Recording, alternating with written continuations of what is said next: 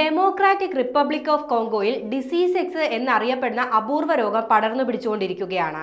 ഇൻഫ്ലുവൻസയോട് സാമ്യമുള്ള ഈ രോഗം വലിയ തോതിൽ അണുബാധയുള്ളതും മരണനിരക്ക് വർദ്ധിപ്പിക്കുന്നതുമായതുകൊണ്ട് തന്നെ ആളുകൾ ഭീതിയിലാണ്.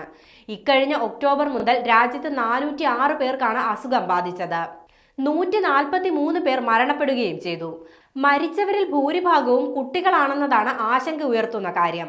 ലോകാരോഗ്യ സംഘടന ഇതിന്റെ ഉത്ഭവത്തെക്കുറിച്ച് അന്വേഷിക്കുകയാണ്.